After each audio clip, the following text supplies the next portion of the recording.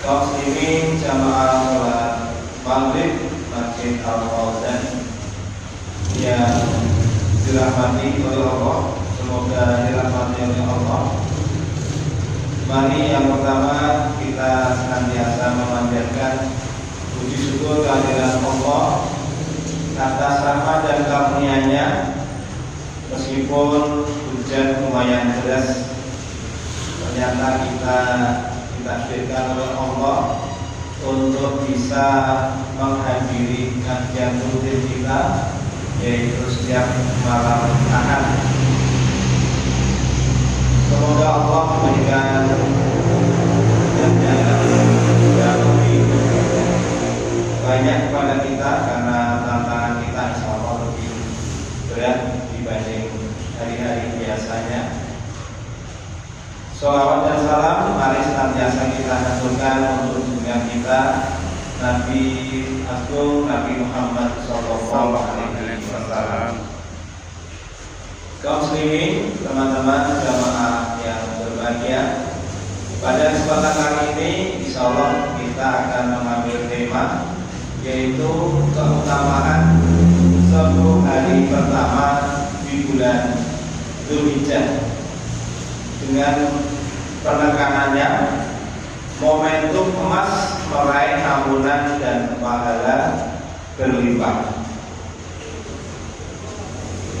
Bulan Dzulhijjah sudah kita ketahui bersama bahwa ini merupakan salah satu bulan yang memiliki kedudukan istimewa di dalam kalender Islam.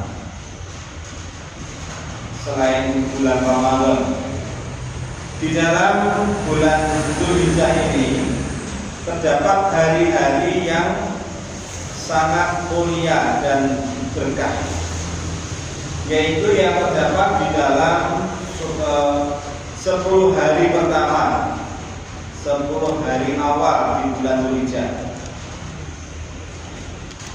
Periode ini, 10 hari ini sering disebut sebagai momentum emas bagi umat Islam untuk memperbanyak amal soleh, meraih ampunan dan melipat gandakan pahala.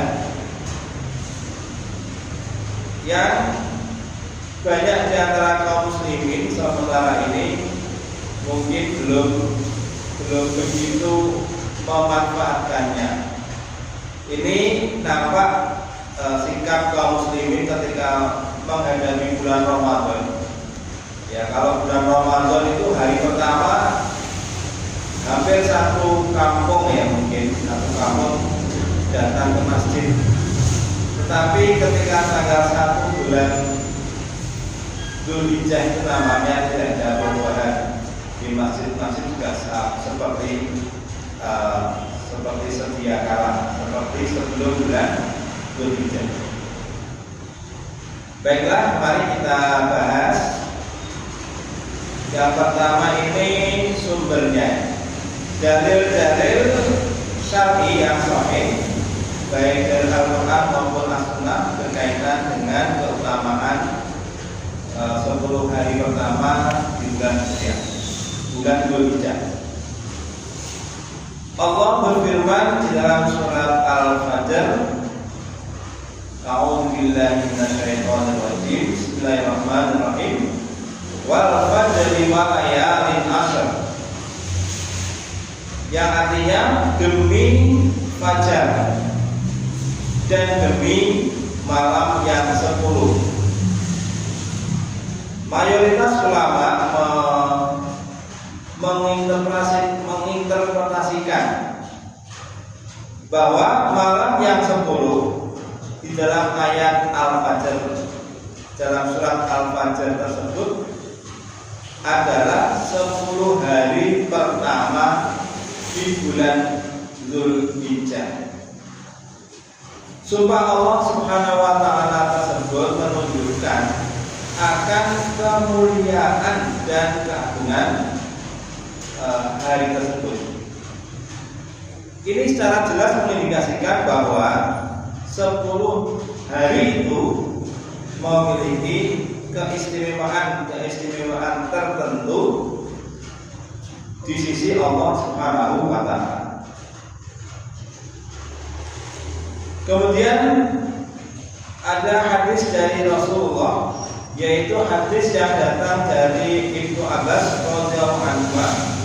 Rasulullah sallallahu alaihi wasallam bersabda, "Ma min ayyamil amalus sholihu fiha ahabba ila Allahi min hadhil ayyam."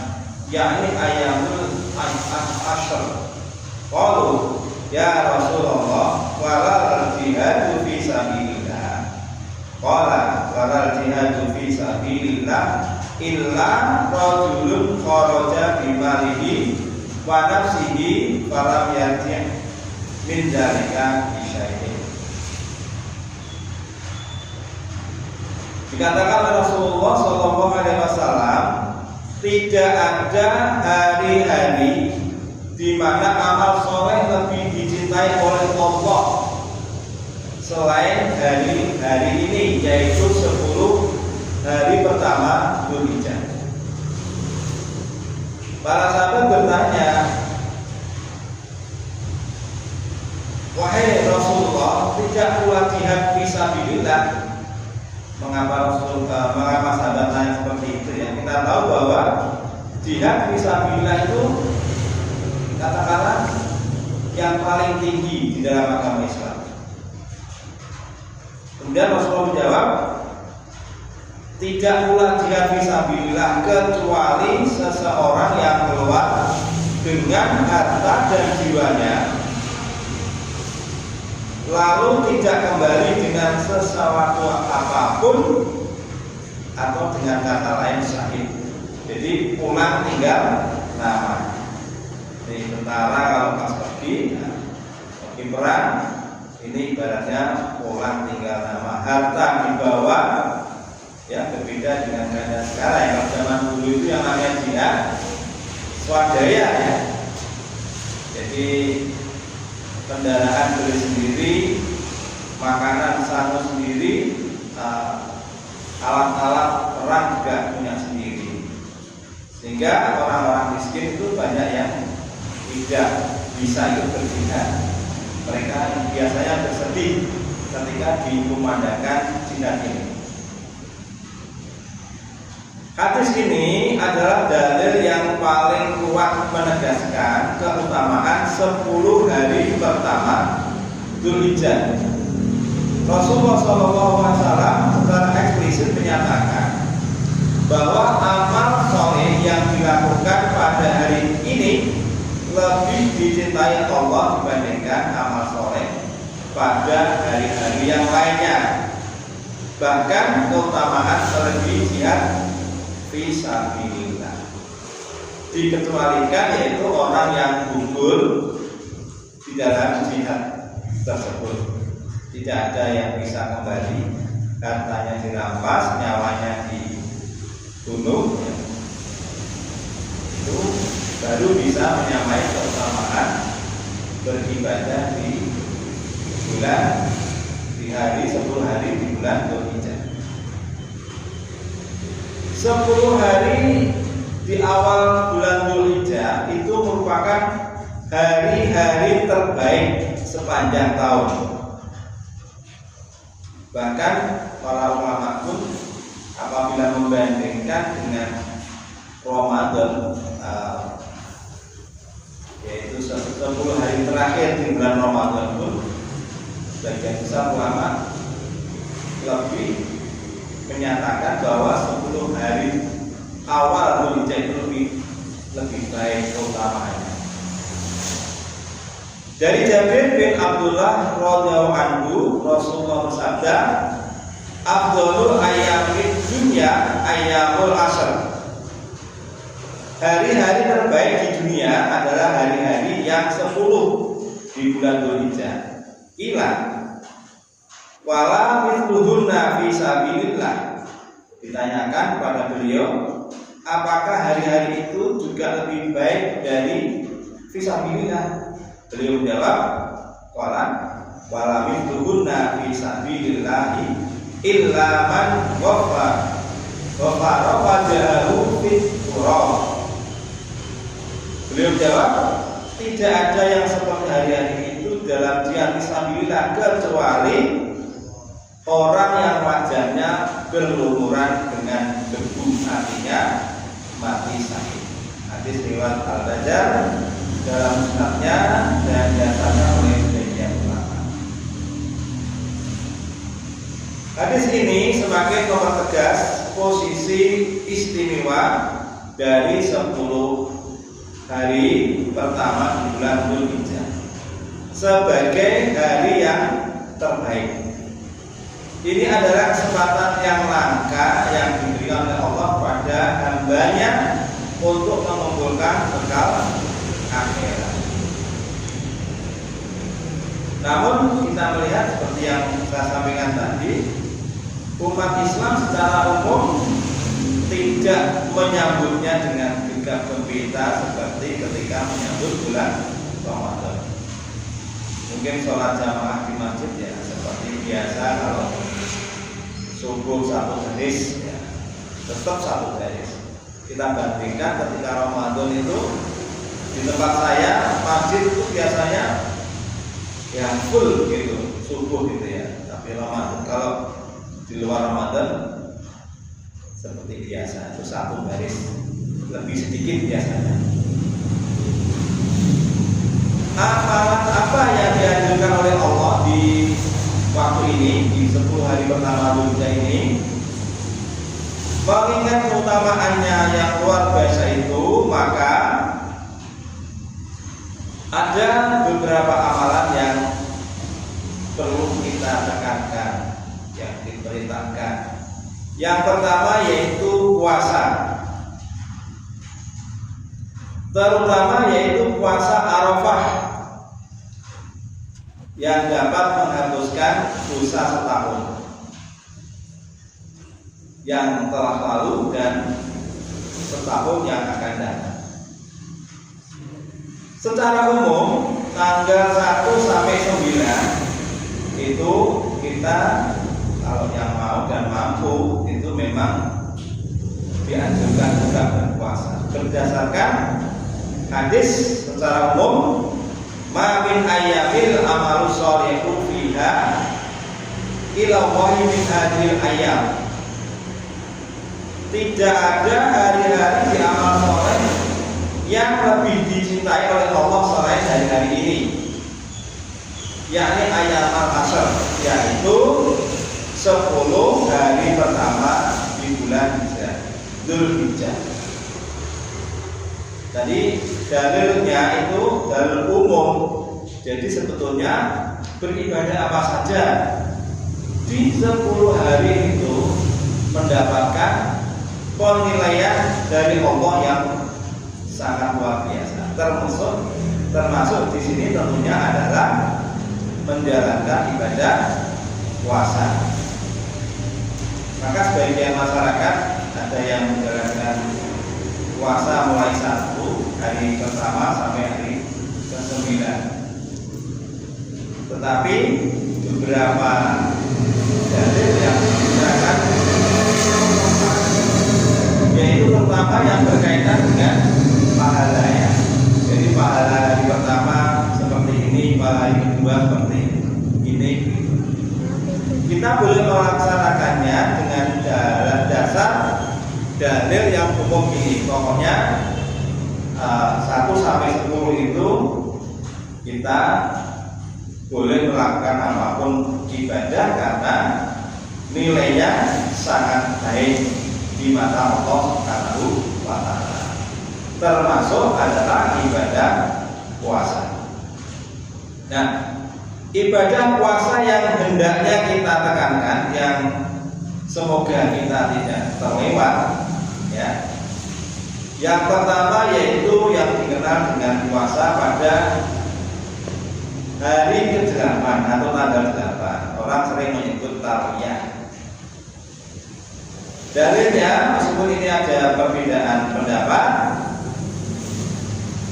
shaumu yaumin tarwiyatin kafaratu sanatin wa shaumu yaumin arafata kafaratu sanataini. Puasa pada hari tarwiyah itu menghapuskan dosa 1 tahun, dan puasa pada hari Arafah itu menghapuskan 2 tahun. Diriwayatkan oleh Imam Dailami dalam Musnad Daud, namun syaratnya dinilai lemah oleh sebagian ulama seperti Syekh Abdul Hakim bin Amir Hamdan. Namun terlepas dari perbedaan pendapat tersebut, berpuasa di hari yang ke-8 atau hari yang targa tersebut tetap memiliki keutamaan. Kenapa? Karena termasuk di dalam puasa di hari-hari 10 hari yang pertama di bulan Dzulhijjah. Kemudian yang kedua yaitu puasa Arafah yang dilaksanakan pada tanggal 9 Dzulhijjah. Kalau kita termasuk orang yang merasa berat berpuasa, maka jangan sampai ketinggalan, jangan sampai tidak dilakukan puasa pada tanggal 9 ini. Hadis dari Qatadah radhiyallahu anhu, Rasulullah sallallahu alaihi wasallam bersabda, "Siyamu yaumi Arafata ahnasibu 'ala Allahi anna yukaffira as-sanata allati qablahu was-sanata allati ba'dahu." Puasa Arafah yaitu tanggal 9 Dzulhijjah, maka aku berharap kepada Allah. Jadi Rasulullah berharap yaitu dapat menghapuskan dosa setahun yang lalu dan setahun yang akan datang. Nah, harapan Rasulullah insyaallah dikabulkan oleh Allah Subhanahu wa taala. Maka seyogianya tanggal 9 ini tidak kita tinggalkan. Hadis ini sahih ya, dan secara eksplisit menjelaskan keutamaan yang luar biasa, yaitu dapat menghapuskan dosa-dosa kecil sebelum dan sesudah. Jadi 2 tahun.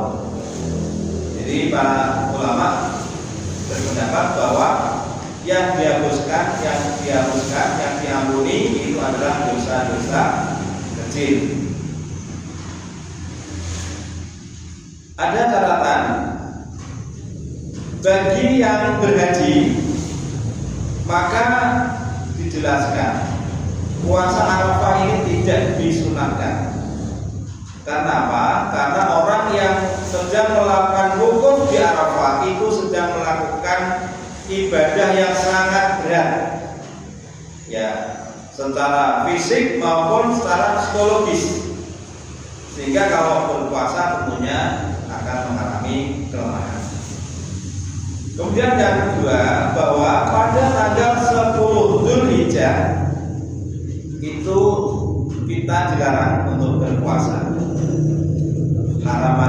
Keharamannya ini penuh ya, tidak bisa artinya sama sekali tidak boleh berpuasa. Kemudian yang kedua, amalan yang kedua yaitu memperbanyak zikir. Anjuran memperbanyak zikir pada 10 hari pertama Dzulhijjah secara umum didasarkan pada keutamaan seluruh periode waktu tersebut, seperti yang sudah saya bacakan tadi. Jadi intinya termasuk di sini adalah berzikir. Zikir itu apa? Zikir adalah salah satu amal soleh yang mulia dan dicintai oleh Allah Subhanahu wa taala. Nah, apa saja zikir yang sebaiknya kita baca? Ada dalil yang secara spesifik menganjurkan untuk kita memperbanyak zikir pada hari-hari tersebut. Dari Ibnu Umar radhiyallahu anhu, dari Nabi sallallahu alaihi wasallam sabda, "Ma min ayamin a'dhamu indallahi wa la ahabbu ilaihil amalu fihinna min hadhil ayamil ashr. Fa'kthiru fihinna minat tahlili wa takbiri wa tahmidi." tidak ada hari-hari yang lebih agung di sisi Allah, amal soleh padanya lebih dicintai oleh Allah daripada hari-hari ini, yaitu 10 hari pertama Dzulhijjah. Maka perbanyaklah hari-hari ini, yaitu dengan membaca kalimat tahlil la ilaha illallah, takbir Allahu akbar, dan tahmid alhamdulillah.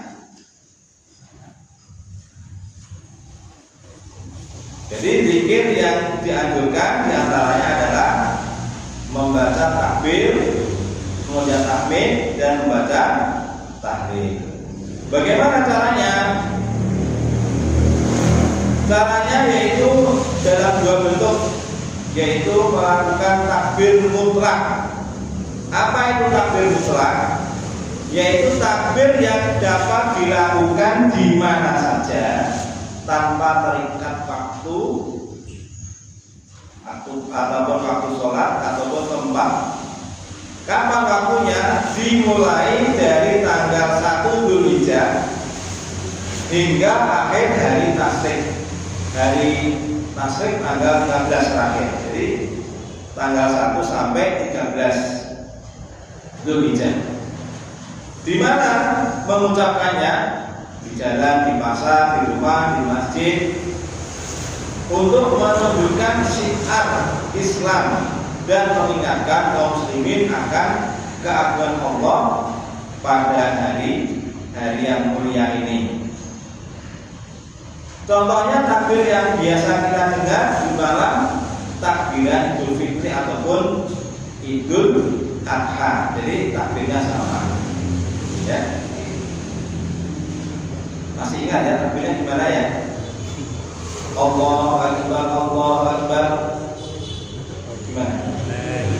La ilaha illallah, Allahu Akbar. Allahu Akbar, walillahil hamd.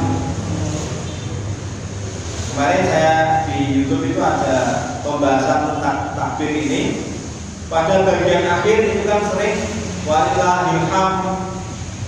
Ya. Ada ayat walillahil hamd. Yang betul adalah walillahil hamd. Jadi ada D-nya. Kalau biar tidak salah itu jangan diwakafkan. Walillahil hamdu. Itu menjadi satu peringatan karena artinya ternyata sangat berbeda. Yang kedua yaitu takbir muqayyad. Takbir muqayyad itu artinya takbir yang dilakukan berkaitan dengan waktu, yaitu setelah sholat subuh, kemudian terutama nanti setelah sholat wajib gitu ya, itu muqayyad namanya. Jadi kita boleh saja bertakbir setelah sholat ataupun di waktu-waktu yang lain. Misalnya jangan nganggur Allahu Akbar, Allahu Akbar, la ilaha illallah, Allahu Akbar, Allahu Akbar, walillahil hamd. Nah, seperti itu. Sambil jalan-jalan, sambil nyangkul-nyangkul misalnya, atau sambil ngopi-ngopi. Ini ke pasar-pasar ya. Nanti mungkin orang-orang pada heran kalau kita ke pasar kemudian kita takbir keras, padahal kita masuk sunnah Rasulullah Shallallahu Alaihi Wasallam. Apa hikmahnya? Hikmahnya apa dengan kita berzikir di 10 hari pertama ini? Yang pertama, zikir itu akan meningkatkan kedekatan kita kepada Allah, meningkatkan diri kita kepada Sang Pencipta. Kita rasakan sendiri ya, coba kita rasakan ketika kita berzikir dan tidak berzikir itu akan beda. Maka dengan baca basmalah, dengan tidak itu akan lain. Bepergian naik kendaraan ya, kalau sudah terbiasa berzikir, tidak itu akan berbeda. Kemudian yang kedua yaitu mendapatkan pahala yang berzikir. Zikir itu merupakan amalan yang paling ringan, tetapi pahalanya sangat besar, dilipat gandakan sangat banyak. Kemudian yang ketiga manfaatnya yaitu hikmahnya, yaitu mengikuti sunnah Nabi, menghidupkan sunnah Rasulullah SAW. Mari kita berzikir, pertama ini ya, zikir takbiran mutlak. Nggak usah banter-banter misalnya ya, kalau khawatir. Kemudian menumbuhkan kesadaran diri, yaitu mengingatkan diri akan kebesaran Allah dan nikmatnya yang tidak terhingga, sehingga menumbuhkan rasa syukur. Yang kelima, dengan seringnya mengingat Allah, iman seorang akan semakin kokoh.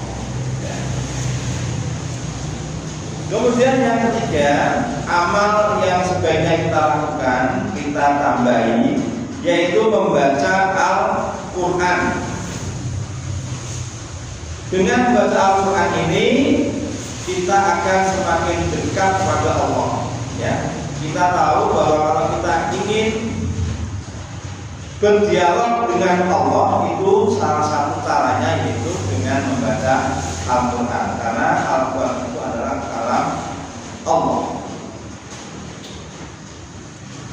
Anjuran membaca Al-Quran di 10 hari pertama di bulan Dzulhijjah ini juga berdasarkan keumuman hadis tadi.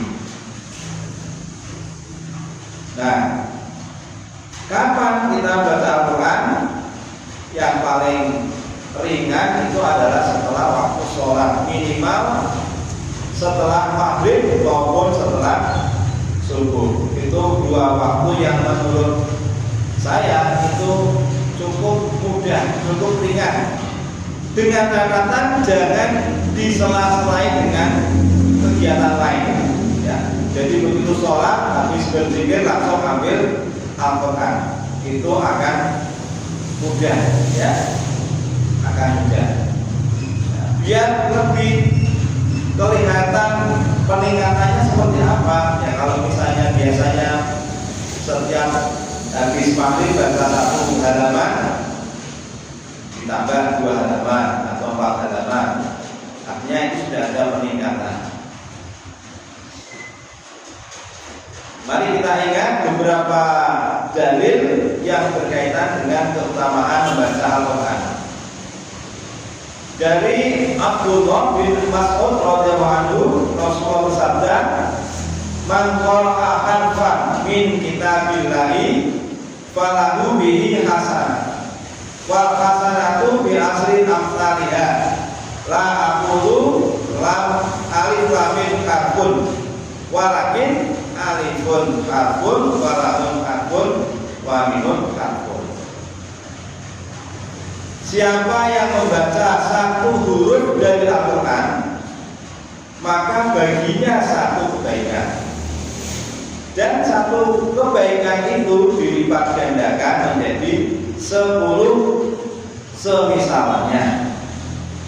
Aku tidak mengatakan alif lam mim itu satu huruf, akan tetapi alif itu satu huruf, lam satu huruf, dan mim satu huruf.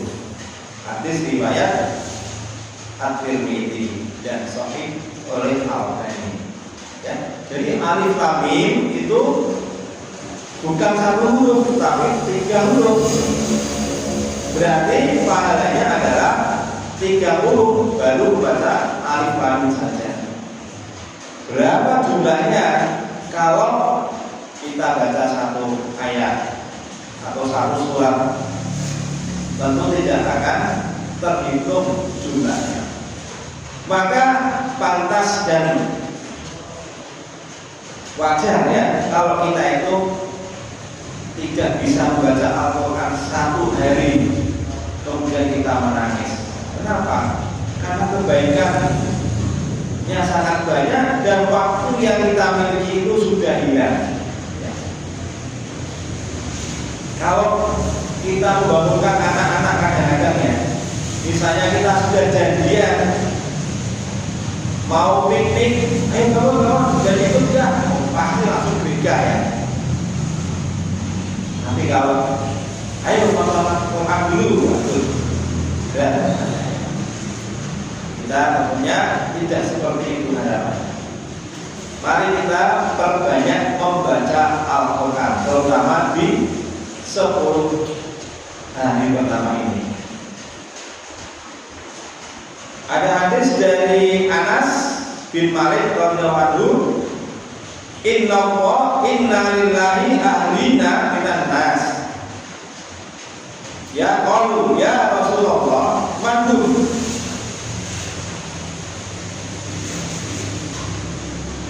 Jadi ini sesungguhnya Allah itu memiliki keluarga di antara manusia. Inna lillahi ahlina minan nas. Sesungguhnya Allah itu punya keluarga di antara manusia. Para sahabat bertanya, ya Rasulullah, manhum, siapa mereka itu ya Rasulullah? Qala hum ahlul Quran, ahlullahi wa ashabuhu. Beliau menjawab, mereka adalah ahli Al-Quran, mereka adalah ahli keluarga Allah dan orang-orang pilihannya. Bagaimana tidak senang ya kita ini dimasukkan menjadi Ahlullah, orang-orang yang dipilih oleh Allah Subhanahu wa ta'ala. Oleh karena itu, menjadi ahli Al-Quran itu adalah kedudukan yang mulia, dan apapun yang berhubungan dengan Al-Quran itu pasti mulia. Ya, orang yang menghafal Al-Quran pasti mulia. Ya, orang yang memiliki kemampuan mengajarkan Al-Quran pasti mulia. Kedudukannya akan terangkat di hadapan manusia. Kemudian keutamaan yang ketiga membaca Al-Quran, yaitu akan memberikan syafaat di hari kiamat. Dari Abu Umamah Al-Bahili radhiyallahu anhu, Rasulullah bersabda, Iqra'ul Qur'ana fa innahu ya'ti yaumal qiyamati syafi'an ashabi. Bacalah Al-Quran, sesungguhnya ia akan datang pada hari kiamat sebagai pemberi syafaat bagi para pembacanya.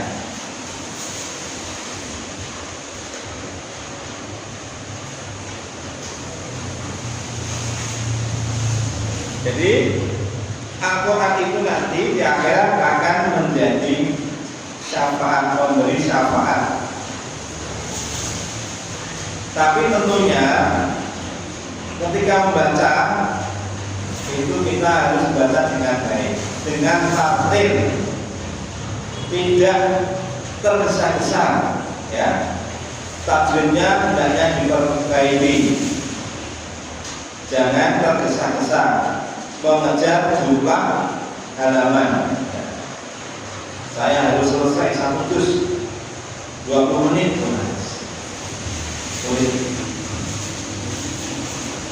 Semakin banyak Al-Quran yang dibaca, maka semakin besar harapannya untuk mendapatkan syafaat di akhirat kelak.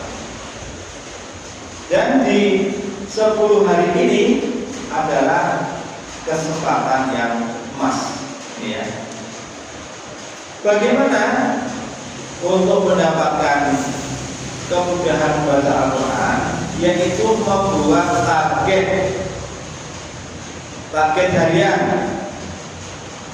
Ini yang tidak banyak kegiatan bisa menargetkan 1 hari berapa, 1 juz atau 2 juz. Target minimal itu setiap hari membaca Al-Quran. Jangan sampai ada hari yang tidak membaca Al-Quran. Kalau ingin satu hari satu juz, ya, tiap sholat itu, setiap selesai sholat itu atau sebelum sholat itu 2 halaman. Maaf, ya, 2 lembar ya, 2 lembar atau 4 halaman itu nanti insya Allah satu hari bisa hafal. Yang kedua yaitu membaca dengan tartil dan tadabbur. Ya, jangan tergesa-gesa, jangan cepat-cepat. Usahakan meresapi makna-makna atau pesan-pesan yang ada dalam Al-Quran. Kemudian membaca Al-Quran di waktu-waktu yang mustajab, misalnya setelah selesai sholat fardu, ya, sebelum atau sesudah subuh, ataupun di waktu malam. Kemudian yang keempat, mengikuti majelis ilmu Al-Quran. Ya, mungkin ikut halaqah, mungkin punya kelompok kerajaan dan sebagainya.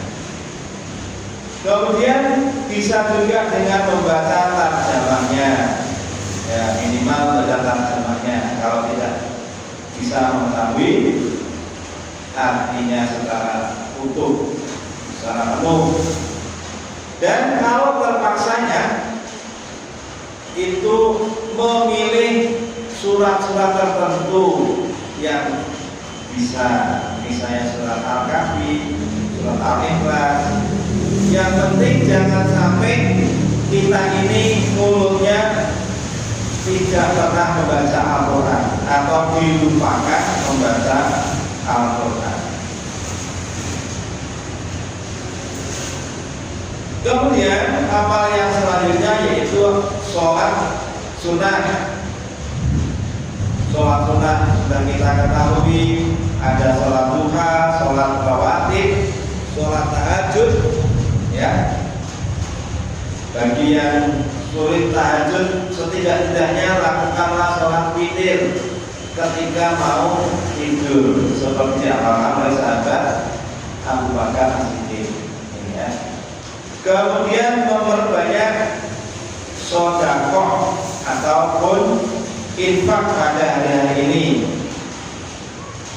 Dan yang paling utama, bila mampu, ibadah yang paling puncak yaitu berkurban. Ya, Allah berfirman di dalam surat Al-Kautsar, "Fasholli li rabbika wanhar." Maka laksanakanlah sholat, itu sholat Idul Adha karena dan berkurbanlah, sembelihlah hewan kurban. Ya, alangkah banyaknya pahalanya bagi orang yang mungkin kesulitan berkorban, tetapi dia mungkin memfokuskan, ada celengan kurban nilai 1.000 setahun. Kalau sehari 1.000 kan udah dapat 360.000. Padahal insya Allah nilai pahalanya itu diawali dari niatnya, nama amal dunia. Ya. Itu. Maka jangan mudah menjasis aku nggak mau korban. Yang mau di depan itu biasanya aku belum niat korban. Ya. Di dalam surat Al-Hajj ayat 34 Allah berfirman, "A'udzubillahi minasyaitonir rajim. Wa likulli ummatin ja'alna mansakan yadhkuru ismallahi 'ala ma razaqahum min bahimatil an'am." Dan bagi tiap umat telah kami syariatkan penyembelihan kurban supaya mereka menyebut nama Allah terhadap binatang ternak yang telah direzekikan Allah kepada mereka. Jadi kadang-kadang ada orang-orang itu ya, misalnya punya kambing atau punya ayam yang lumut atau punya ikan, itu ketika nggak tega makan gitu ya, nggak mau makan. Padahal hewan itu memang diciptakan sebagai bahan makanan. ikan arwana mati, ikan biasa ya, malah nggak dimakan, dikubur. Itu kan piye gitu ya? Itu kan sama-sama membandingkan rezeki dari Allah Subhanahu wa Ta'ala. Jadi apapun kondisinya, hewan itu yang memang untuk dimakan. Kalau itu memang keadaannya halal dan baik, kecuali kalau tidak halal dan tidak menjadi bangkai. Ada satu hadis berkaitan dengan kurban ini dari Zaid bin Arqam rahimahullah. Dia berkata, aku para sahabat bertanya, wahai Rasulullah, apakah kurban itu? Nabi menjawab, itulah suatu sunnah ayahmu Ibrahim. Mereka bertanya lagi, apakah yang kita peroleh dari kurban itu? Rasulullah menjawab, di tiap-tiap dunia kita mendapatkan kebaikan atau pahalanya. Kaum muslimin rahimahumullah, barang siapa memiliki kelapangan atau kemampuan namun tidak berkurban, maka janganlah ia mendekat tempat sholat. Ini hadis yang dijadikan patokan atau pendapat bahwa hukum kurban itu wajib. Tetapi sebagian besar ulama berpendapat bahwa hukum kurban adalah sunnah muakkad, sunnah yang mendekati wajib.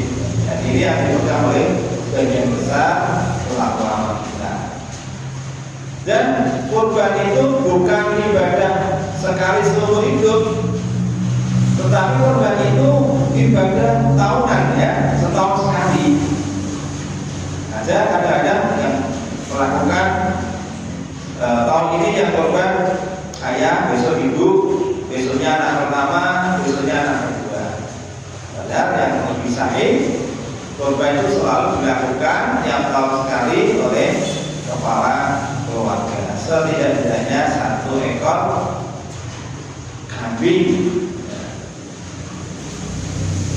Apa tujuan dan hikmah ibadah kurban? Yang pertama, merupakan wujud ketaatan dan ketundukan kepada Allah.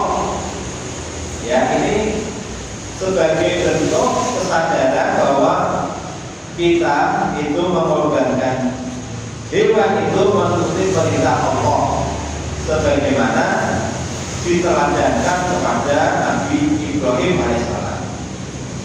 Kemudian yang kedua, yaitu meningkatkan ketakwaan. Pasti orang yang melakukan kurban itu di dalam hatinya itu senang rasanya, senang. Nah, itu ciri khas orang melakukan ketakwaan itu, hatinya akan merasa senang, merasakan lapang karena bisa menjalankan perintah Allah, dan juga melatih keikhlasan. Ya, uang 300 juta, 3 juta atau 1 juta kok dikorbankan eman-eman ya. Kemudian juga meningkatkan rasa syukur atas apa yang diberikan oleh Allah. Kurban juga bisa menjadikan kita baik dengan tetangga kita, dengan fakir miskin ya. Coba bayangkan kalau orang-orang melihat kita kaya, hartanya banyak, punya mobil, ya, nggak pernah ngasih apa-apa ke tetangga, nggak pernah kurban, wah pasti akan dibeli. Ya. Sehingga silaturahminya tidak baik. Tapi kalau kita ikut kurban, ya, sering memberi, insya Allah tali silaturahminya itu akan tumbuh. Itu termasuk dimensi sosial dari kurban. Kemudian yang kelima, dengan berkurban berarti kita mensiarkan agama Islam, ya. Di mana pelaksanaan kurban itu secara massal yaitu di hari raya Idul Adha itu menunjukkan kebesaran agama Islam di seluruh dunia. Waktunya sama. Kadang-kadang orang-orang Muslim itu beda ketika iqamah dikumandangkan, kok semua langsung berdiri, langsung berjajar rapi di depan dulu, itu suatu keindahan ya kalau kita lihat seperti itu. Nah, apa saja hewan yang bisa dikorbankan? Ya, yang pasti yang kita sudah paham betul yaitu domba, minimal umur 6 bulan memasuki bulan ke-7 atau 1 tahun sempurna. Kemudian kambing itu 1 tahun sempurna. Sapi atau kebo minimal 2 tahun sempurna. Unta minimal 5 tahun sempurna. Kondisi fisiknya yang sehat, tidak cacat, tidak pincang, tidak sakit parah, tidak kurus, kering, tidak lumit ya, daun dan kulit, tidak terpotong telinganya ataupun ekornya. Kalau bisa korban itu yang paling bagus sehingga kalau orang memandang itu senang ya dengan hewan korban tersebut, gemuk, sehat, ya, sumurnya gede, ya, rambutnya oke. Dan yang harus kita ketahui dan kita pahamkan bahwa korban itu harus diperoleh dengan cara yang halal, tidak boleh dari mencuri ataupun merampas. Bagaimana tata rupanya? Yaitu pembagian korban sepertiga untuk korban dan keluarganya, sepertiga untuk kerabatnya atau teman-temannya, dan sepertiga untuk fakir miskin. Meskipun untuk pada penerapannya tidak persis biasanya, karena orang muslim mungkin sulit ya. Yang penting masing-masing komponen itu mendapatkan bagian dari korbannya. Yang terakhir ini doa dan istighfar ya. Doa yang baik di mana-mana kita harus berdoa. Kapanpun berdoa. Dasarnya kenapa berdoa istighfar juga termasuk amal yang utama di 10 hari pertama ini, juga hadis umum tadi. Allah berfirman, wa qala rabbukum ud'uni astajib lakum. Innal ladzina yastakbiruna an ibadati sayadkhuluna jahannama dakhirin. Dan Tuhan berfirman, berdoalah kepadaku, niscaya akan kuperkenankan bagimu. Sesungguhnya orang-orang yang menyombongkan diri dari penyembahku akan masuk neraka jahanam dalam keadaan hina-hina. Ayat ini menjelaskan bahwa doa itu bentuk ibadah dan Allah pasti mengabulkannya. Beberapa waktu yang lalu saya membaca ada orang yang berdoa dikabulkan tapi parah getun. Doanya gimana? Dia minta uang 13 miliar tanpa usaha, tanpa olah, tanpa capek. Ternyata dikabulkan oleh Allah. Tapi ternyata diawali dengan anaknya tewas. Mungkin anaknya itu bekerja di mana gitu lah, ganti ruginya itu 13 miliar. Ternyata ketika kita berdoa itu harus punya ada ternyata. Termasuk Imam Ahmad itu menyatakan dia berdoa untuk menghafal Al-Quran. Ternyata dia dipenuhi doanya, tetapi harus dipenjara dulu.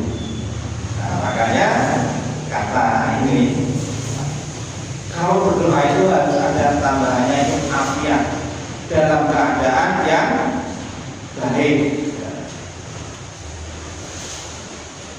Karena ya semuanya sudah takdir Allah, tapi kita harus berusaha memohon itu dalam keadaan yang baik, dikabulkan tetapi dalam keadaan yang baik. Jangan ya Allah saya ingin rumah, ya Allah saya ingin ini, tetapi haruslah ya Allah saya ingin rumah, berikan rumah yang barokah misalnya, yang penuh dengan Laisa sayun akrama 'ala Allahi ta'ala minad da'a. Tidak ada sesuatu pun yang lebih mulia di sisi Allah Ta'ala daripada doa. Bahkan Umar bin Khattab itu, beliau itu masih bersyukur dan sangat bersyukur ketika masih bisa berdoa, meskipun doanya itu belum dikabulkan. Kenapa? Karena ada kesempatan untuk berdoa. Kalau berdoa ujung-ujung langsung dipenuhi, itu bisa jadi nanti menjadi takabur. Saya ini orang yang hebat loh. Apapun yang saya doakan pasti dikabulkan oleh Allah SWT. Ya, seperti itu. Maka di dalam doa, mari kita memakai adab-adab yang diajarkan oleh Allah sehingga tidak terjerumus dalam kesesatan. Wastaghfirullaha innallaha ghafurur rahim. Dan mohonlah ampunan kepada Allah, sesungguhnya Allah Maha Pengampun lagi Maha Penyayang. Ini teman-teman sekalian, beberapa amalan yang sebaiknya kita lakukan di 10 hari pertama di bulan Dzulhijjah ini, termasuk ya misalnya Sayyidul Istighfar, itu mari kita amalkan. Itu kadang-kadang lupa. Yang paling tidak adalah astagfirullahaladzim, ya, di setiap saat. Kalau bisa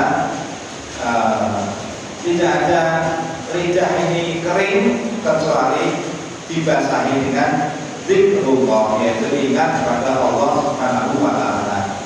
Jadi penutupnya bahwa 10 hari pertama bulan Dzulhijjah ini merupakan anugerah dan karunia dari Allah kepada kita dan menjadi pintu-pintu rahmat, kesempatan emas untuk meraih pahala yang sebesar-besarnya. Jangan dilewatkan. Semampunya, sekuatnya kita mari beramal di 10 hari pertama kita Dzulhijjah. Demikian yang dapat saya sampaikan. Semoga bermanfaat. Kalau ada salahnya itu adalah kekurangan saya sendiri, dan kalau ada benarnya dari Allah Subhanahu wa Ta'ala. Subhanallah wa bihamdihi Assalamualaikum warahmatullahi wabarakatuh. Waalaikumsalam warahmatullahi wabarakatuh.